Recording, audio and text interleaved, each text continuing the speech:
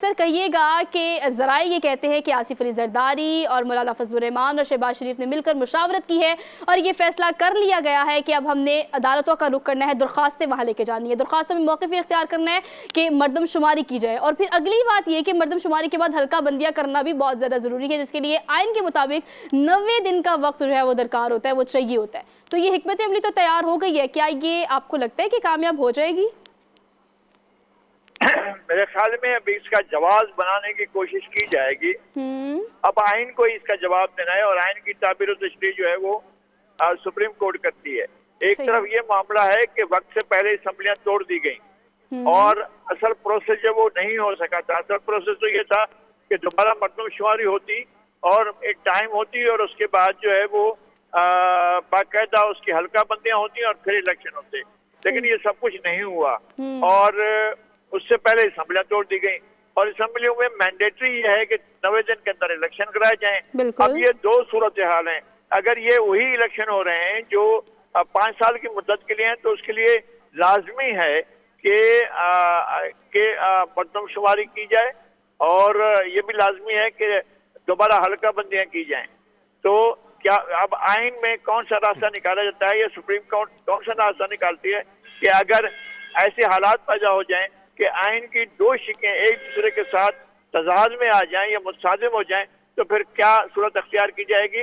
ये रास्ता बहरहाल फिर सुप्रीम कोर्ट के पास जाना होगा। वही इस रास्ते से वो रास्ता निकालेंगे कि क्या क्या कौन सा तरीकाकार होना चाहिए या किस तरह कहना चाहिए। इसलिए कि आइन ये भी कहता है कि 90 दिन के अंदर इलेक्शन कराएं, लेकिन आइन ये भी कहता है कि जनरल इलेक्शन से पहले हल्का बंदियां और मरदमशुमारी जो है वो होना जरूरी है। जी हरमीत।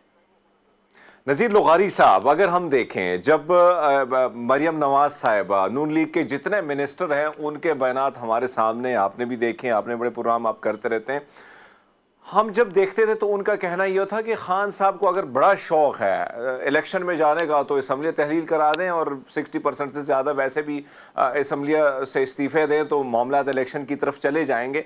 अब जब ये सारा मामला हो गया, यानी असम्बलियाँ तहलील हो गई, अब खौफ किस बात का है कि अब मामले को जो है कभी जो है जिस तरह आपने बात की कि सेंसस को जो है बहाना बनाया जा रहा है, या कहीं ना कहीं IG साहब ने भी कल बयान दिया है। अब एक तरफ तो हम ये देख रहे हैं कि ये बातें की जा रही कि दहशतगर्दी का खतरा है, तो दूसरी जानिब जो है ज़िमनी इलेक्शन का भी ऐलान किया गया है। इस सारी सिचुएशन को आप कैसे देखते हैं सर? ज़िमनी इलेक्शन जो है उस मुद्दत के लिए हुए जो उनकी बात की मुद्दत है। इसमें आईनी रुकावट नहीं है कि नए सिरे से जो है हल्का बंदियां होने चाहिए, इस पर बात नहीं हो रही है।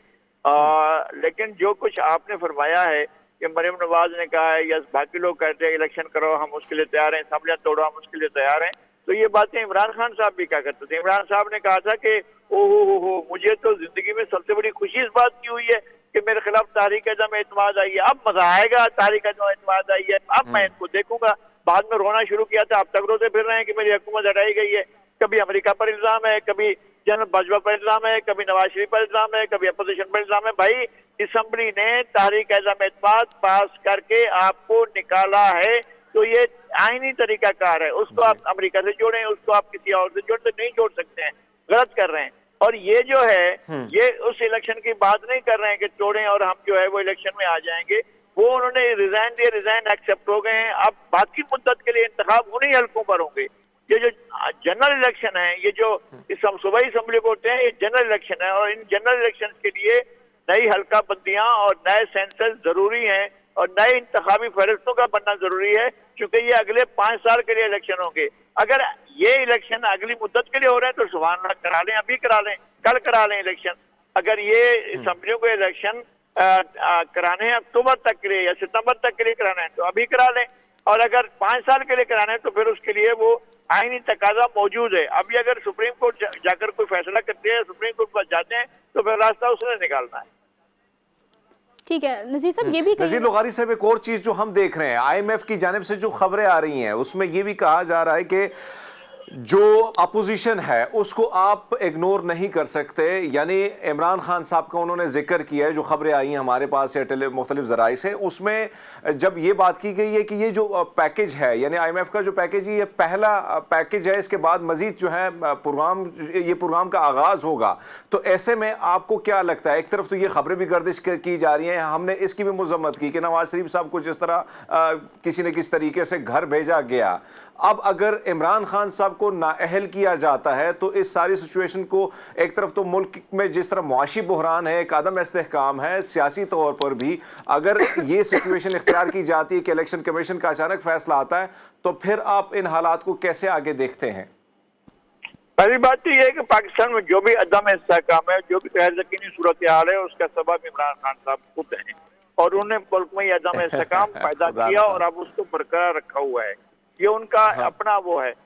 दूसरी बात यह है कि जो IMF का शर्त है कि इमरान खान को ऑन बोर्ड लिया जाए, क्योंकि ये IMF भी जानता है कि वो इन चीजों पर अमल नहीं करते हैं, जो खुद वादे करते हैं वादों से मुकर करते हैं। जो चीजें तय की IMF के साथ, फिर उसे इनहराफ किया और उन इनहराफ करने के बाद मुल्क को मुश्किल में डाल दिया। फिर उनके जो है साबिक वजीर खजाना अपने वज़राए खजाना को हिदायत दे रहे हैं कि जनाब IMF के पास जाओ और कहो कि हम नहीं मानते हैं। तो जब अगर ये सारी सूरत हाल पैदा होती है तो मुल्क के अंदर जो भी सूरत हाल पैदा होगी उसमें एक बहुत बड़ी जिम्मेदारी इमरान खान की होगी, और मुझे लगता है कि वो किसी एजेंडे पर काम कर रहे हैं। मुझे सख्त खदशात हैं कि वो ऐसे एजेंडे पर काम कर रहे हैं जिसका अल्टीमेट पाकिस्तान का नुकसान हो।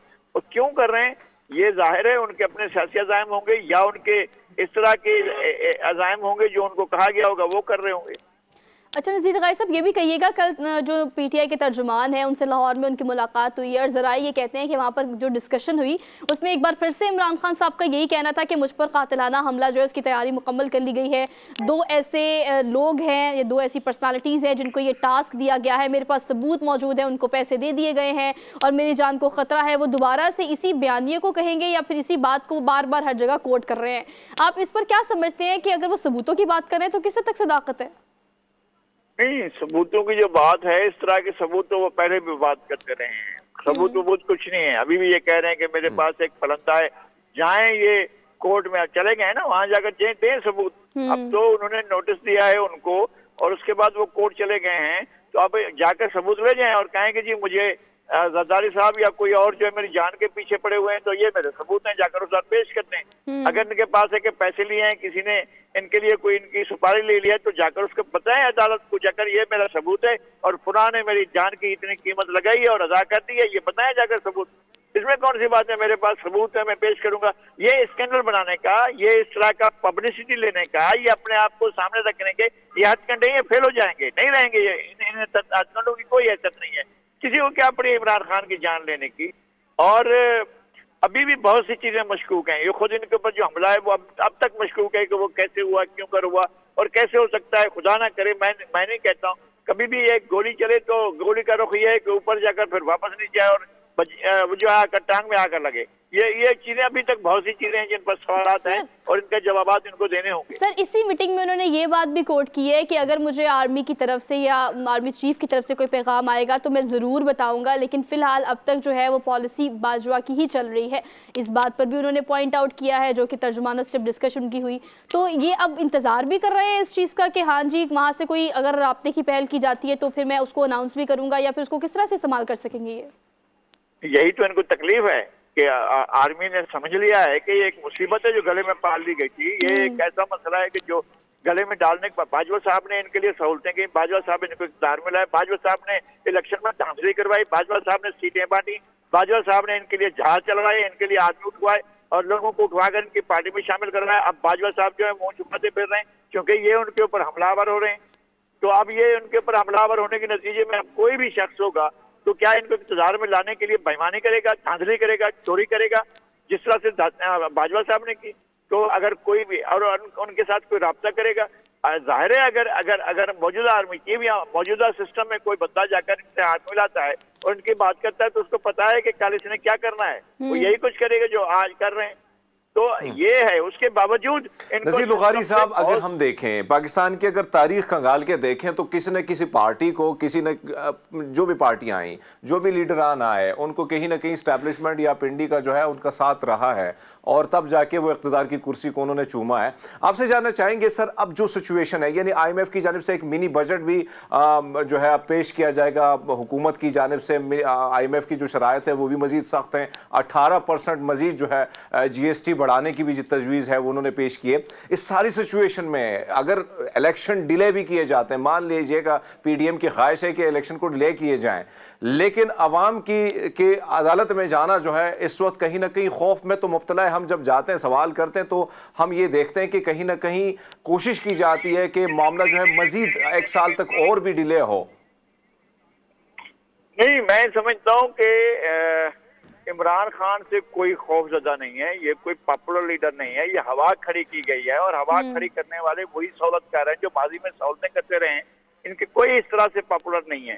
पाकिस्तान के अवाम में इनकी पॉपुलरिटी जाहिर हो गई। भाई कराची का ढोल बजा रहे थे कि हम बहुत मकबूल हैं, बहुत मकबूल हैं, और आपने देखा है कि कराची में क्या हशर हुआ इनका। इससे ज्यादा बुरा हशर जो है पंजाब में होगा और खैबर पख्तूनख्वा में होगा, आप देख लीजिएगा। ठीक है नज़ीर लग़ारी साहब, बिल्कुल ठीक कह रहे हैं कि डरना अगर चाहिए तो सिर्फ आवाम से इन सियासतदानों को डरना चाहिए कि आवाम की ताकत और उनका बयानिया जो है वो सबसे ज्यादा मजबूत है।